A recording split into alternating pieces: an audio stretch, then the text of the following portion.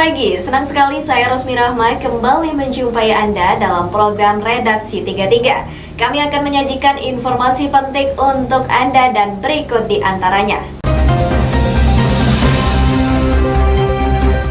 Kita awali Redaksi 33 kali ini, Gubernur Kalimantan Timur Isra Nur mengapresiasi upaya yang dilakukan pemuda Pancasila dalam menghadapi situasi sulit masyarakat pada pandemi COVID-19.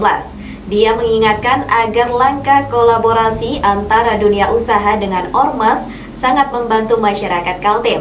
Kerjasama Pemuda Pancasila dengan Indika Foundation disambut baik Gubernur Kaltim Isra Nur. Menghadapi COVID-19 perlu adanya gotong royong antara dunia usaha dengan ormas sehingga penyaluran bantuan tepat sasaran. Menjawab pertanyaan wartawan tentang ada kolaborasi dunia usaha dengan ormas, Gubernur Isran dalam gaya khas guyonan yang menyegarkan suasana mengatakan bantuan yang diberikan sangat membantu pemerintah yang juga sedang berjuang agar masyarakat tidak terlalu berat beban hidupnya selama masa pandemi.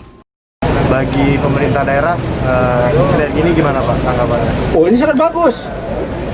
Mudah-mudahan, saya rasanya tidak ada sinergi ini yang ada di Republik, setahu saya ya, mungkin atau saya kena gaptek nggak tahu informasi, tapi cuma di sini ada kolaborasi seperti ini.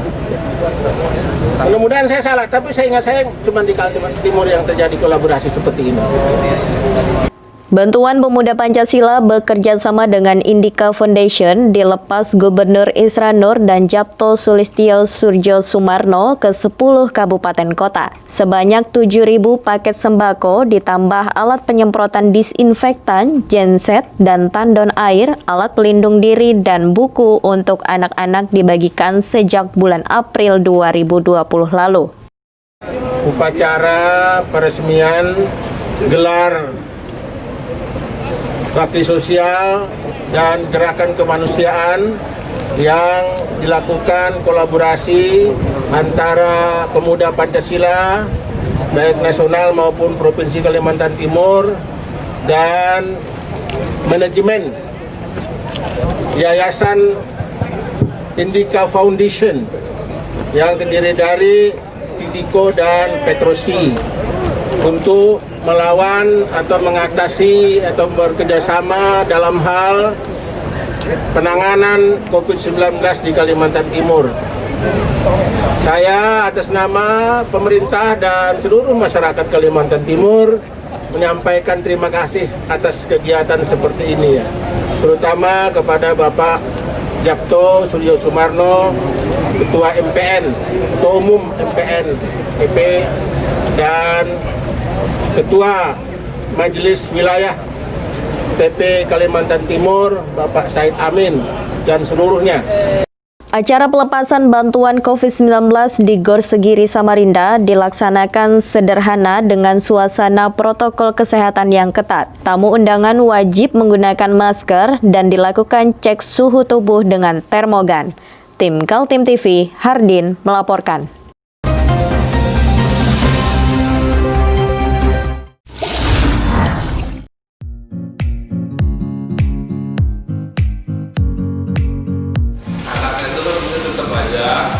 Cara mudah beriklan digital di Kaltim TV.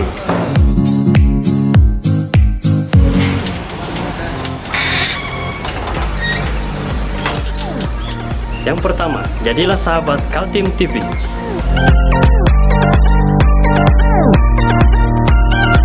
Dengan Rp1.000.000, para sahabat mendapat 20 kali tayang di slot berita kamu.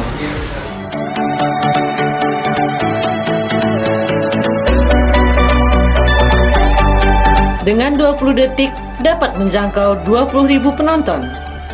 Anda beruntung karena mendapat kesempatan perdana dari kami. Ayo jadilah sahabat Kaltim TV.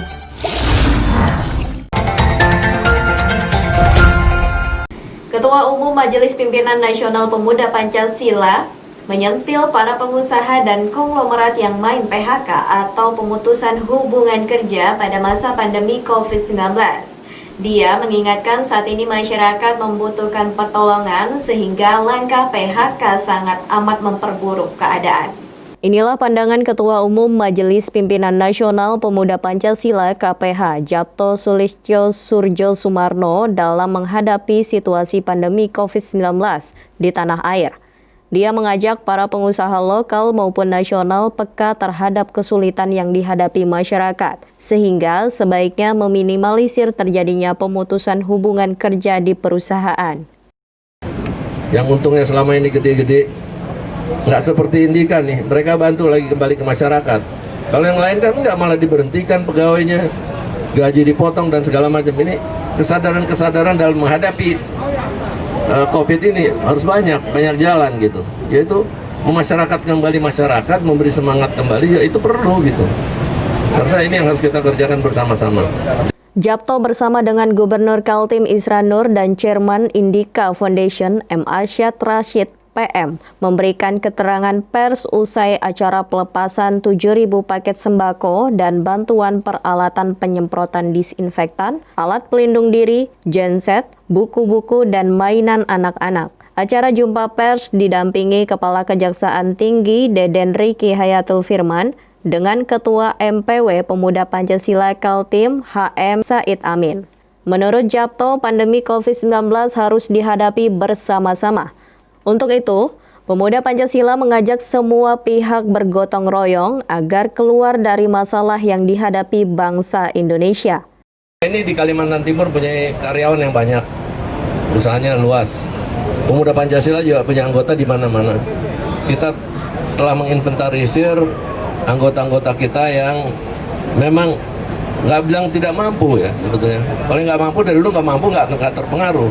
Yang terpengaruh adalah pegawai-pegawai yang diberhentikan pekerjaannya, dipotong gajinya atau diberhentikan gajinya, sehingga pendapatan mereka berkurang, kesehatan mereka akan turun. Nah ini harus dibantu, tapi bantuan yang kita berikan sekarang ini kan nggak lebih dari 1-2 minggu kemampuannya, jumlah berasnya hanya bisa sampai 2 minggu. Nah ini harus ada kegiatan-kegiatan dari inisiatif ya, dari konglomerat dan pemerintah untuk membantu masyarakat di dalam menghadapi COVID-19. Gubernur Kaltim Isran Nur menyambut baik kolaborasi Pemuda Pancasila dengan Indika Foundation. Tim Kaltim TV, Hardin melaporkan.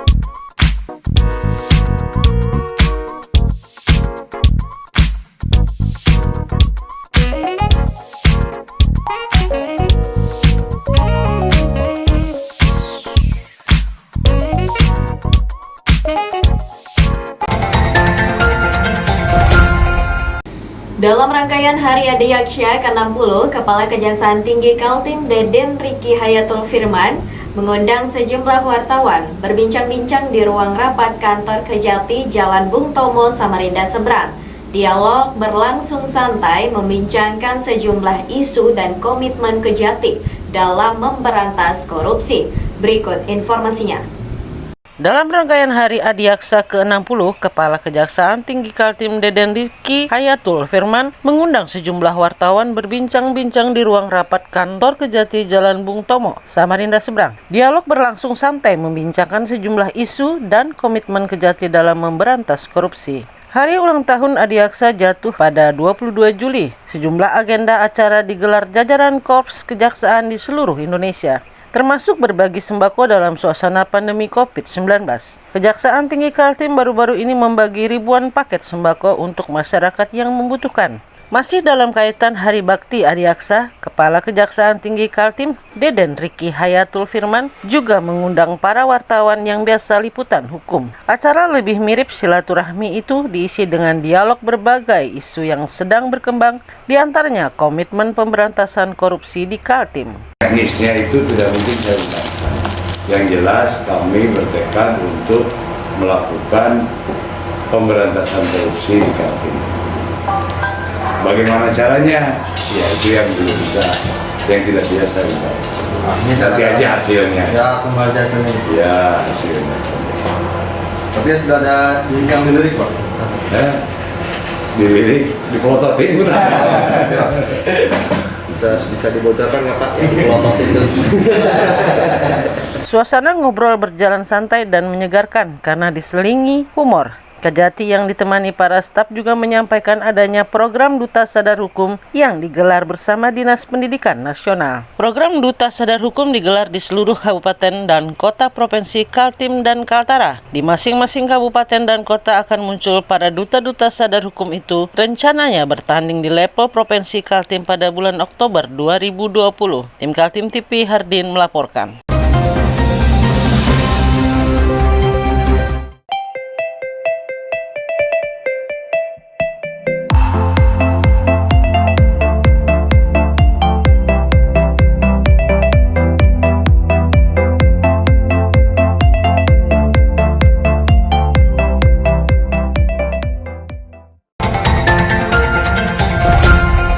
Informasi berikutnya, carut-marut BUMD, Badan Usaha Milik Daerah, mulai didorong dilakukannya perombakan besar-besaran jajaran direksinya. Ada 10 BUMD dan belasan anak perusahaan diminta jajaran Komisi 2 DPRD Kaltim agar direview oleh Gubernur Kaltim. Tidak ada opsi lain selain menutup usaha-usaha BUMD yang merugi, juga mengganti jajaran direksi seperti Direktur Utama dan Komisaris pada 10 BUMD beserta anak-anak perusahaannya, terutama untuk BUMD yang tidak sehat. Anggota Komisi 2 DPRD Kaltim Nidya Listiono meminta eksekutif tidak menunda-nunda lagi langkah review terhadap BUMD-BUMD yang ada. Review dibutuhkan sebagai jalan agar BUMD tumbuh sehat dan menghasilkan PAD, pendapatan asli daerah, bukan justru menjadi beban APBD. Bahwa terkait Prusda, itu kan nanti bulan September kan harusnya Pak Gubernur dan Pak Wakil Gubernur selaku pemegang kekuasaan kan tentu akan melakukan review mungkin dan juga penggantian ya. Ya harapan saya Pak Gubernur dan Pak Wakil Gubernur benar-benar bisa menempatkan orang yang the right man on the right place lah, kira-kira yang memang benar-benar memiliki kemampuan, kapasitas dan kapabilitas serta juga integritas yang pastinya. Karena hari ini saya pikir para direktur-direktur ini ada, sebenarnya saya juga tidak meragukan kemampuannya, tetapi sekali lagi ujung-ujungnya adalah karena ini adalah salah satu badan usaha yang memang diperuntukkan untuk penambahan PAD ya, salah satunya ya tujuan utamanya, maka harus benar-benar yang memang punya visi, punya misi serta punya strategi bisnis yang bagus dan memang harus direview. Masalah BUMD sudah dibedah oleh Komisi 2 DPRD Kaltim sejak akhir Desember 2019 lalu. Hasilnya, dari 10 BUMD, hanya Bank Kaltim Tara yang sehat dan 2 lainnya mampu berpenghasilan, seperti PT Mandiri Migas Pratama dan PT Kaltim Karyangau Terminal. Selebihnya dianggap Komisi 2 bermasalah dengan ukuran sedang sampai berat. BUMD yang punya masalah berat seperti Agro Kaltim Utama yang tidak diketahui lagi di mana jajaran direksinya. Menurut Nidya Listiono, Pemprov perlu merekrut tenaga-tenaga segar yang profesional untuk menangani BUMD. Dia berharap dalam seleksi jajaran direksi maupun direktur utama dilakukan tes melibatkan DPRD Kaltim. Ini yang namanya KPI lah, Key Performance Indicator, sehingga orang bekerja itu ada indikatornya, sehingga tidak bisa lagi orang bicaranya secara argumentatif bahwa oh ini saya suka sama ini atau saya tidak suka dengan ini, enggak. Maka kita bicaranya angka. Ketika bicara angka maka enak diukurnya nih, Anda capai target atau enggak. Kalau udah capai target ya direview, dikasih kesempatan dan lain sebagainya. Tim Kaltim TV, Hardin melaporkan.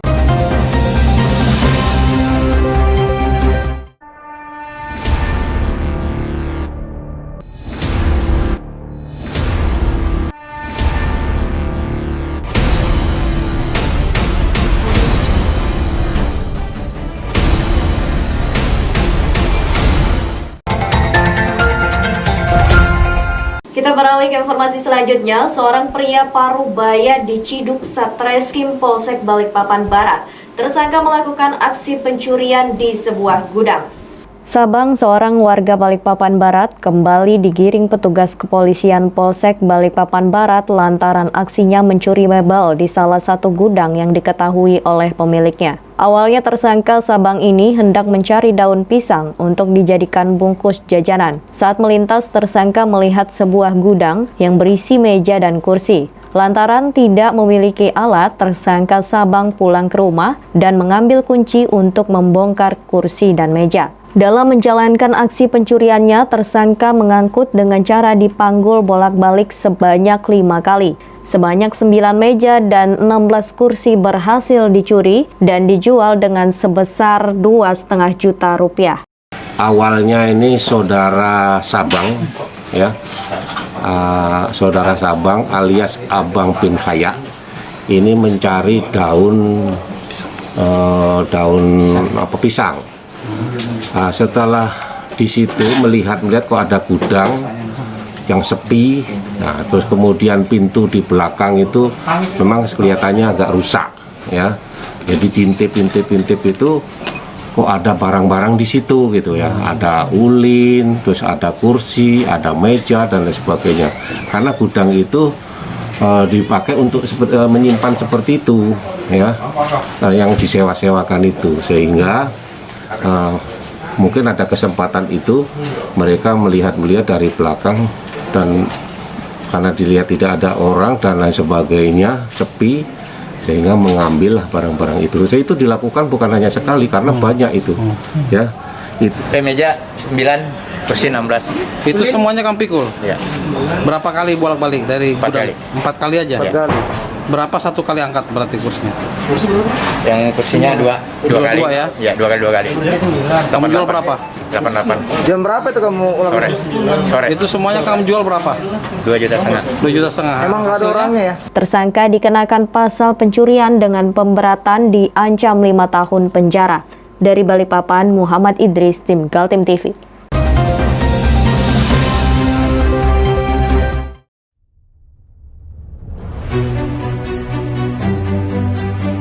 Hari ini kita ada kegiatan untuk membungkus sembako untuk dibagikan ke masyarakat yang membutuhkan karena COVID-19 ini. Semoga kita sukses semua. Harus kerjasama yang bagus. Pancasila! Pancasila! Pancasila!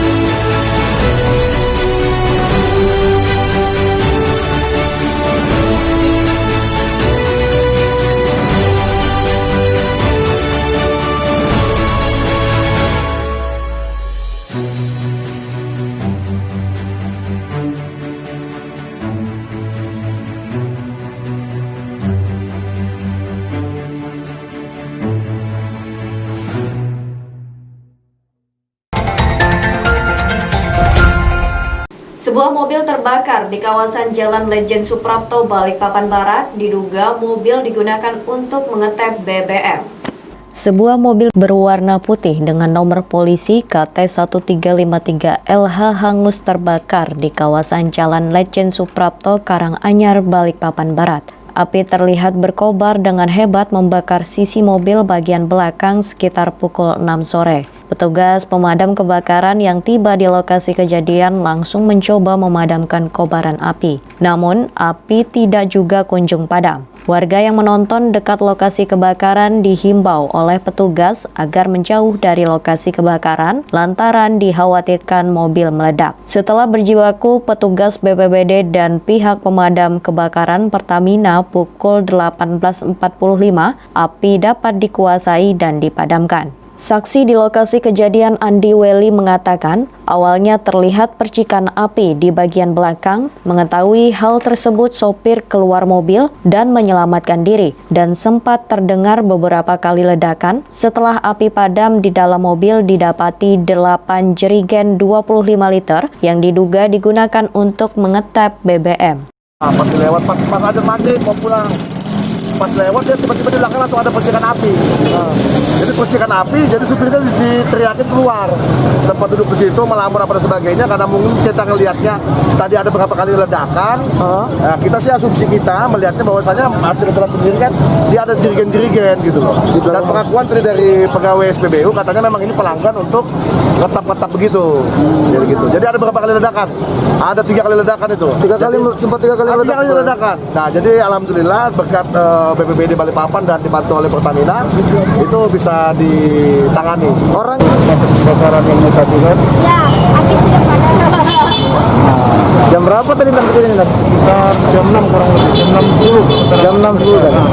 Kalau dari pemeriksaan awal apa aja yang ditemukan dan?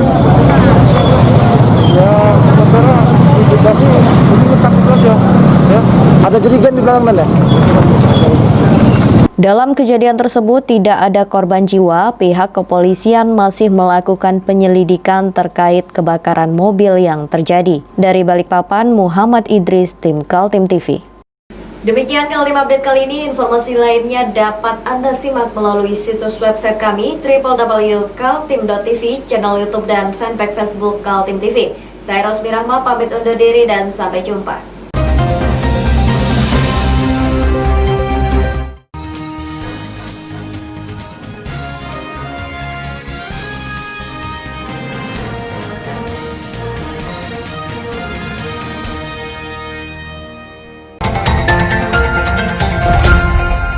Demikian redaksi 33 kali ini. Informasi lainnya dapat Anda simak melalui situs website kami www.kaltim.tv, channel YouTube dan fanpage Facebook Kaltim TV. Saya Rosmi Rahma bersama kerabat kerja yang bertugas pamit undur diri. Selamat pagi, selamat beraktivitas dan sampai jumpa.